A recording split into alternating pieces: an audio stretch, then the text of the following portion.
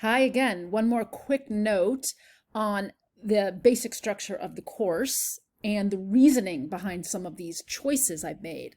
A student noticed correctly that often in a class you'll have a link here on the left that is just for discussions, and you click right on it and you go into discussion.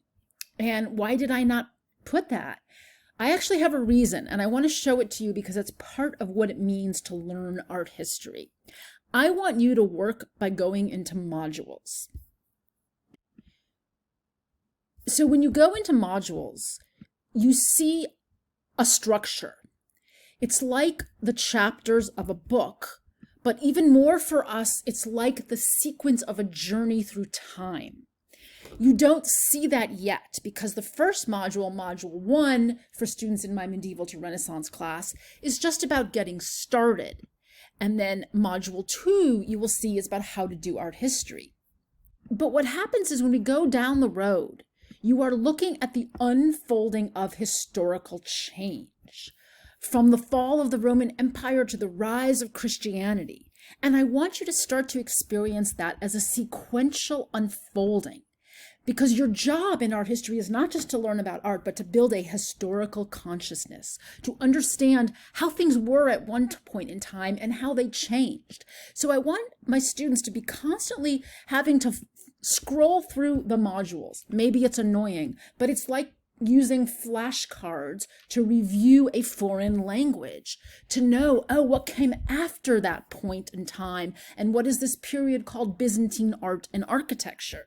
And for my students who are in the Baroque to modern class, I actually emphasize that even more by not calling the introduction module Module 1 and not calling how to think like an art historian Module 2, because I wanted you to think of chapters, episodes in the development of change, changing mentalities, changing politics, changing art. So you have to understand, oh, the 17th century, what are all these things that go into it? Because your discussions are tied in every case to a moment in time.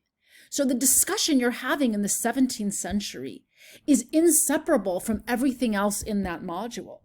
And then when you go forward and you're talking about a discussion that's happening from the 17th to the early 18th century, that particular discussion builds on all of the pages in that module.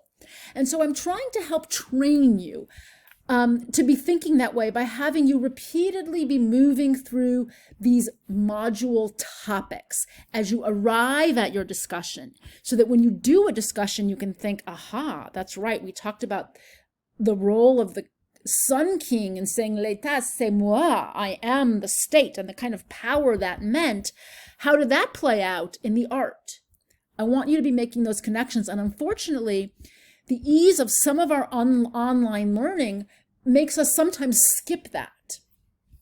And so I'm influenced very much in my teaching right now by the fact that I'm also training a border collie. Here she is, my 1-year-old puppy named Oreo. I bet you can't guess why she's named Oreo. So Oreo, as a border collie, is among the best learners of the canine world. They are such good learners. They love to figure things out. They're quick. But really, when it comes down to training a dog, it's all about repetition. Repeat, repeat, repeat, reinforce, reinforce, reinforce. Also a lot of treats. So by making you kind of work with the module sequence, I'm asking you to repeat, repeat, repeat, just like with Oreo. Sit, stand, sit, come, leave it, drop it. Of course, the other real trick to training a canine and actually a human is you've got to have motivation and for those reinforcers, and usually that's a treat. So you got to start thinking about what treats you're going to give yourself every time you go through one of the modules.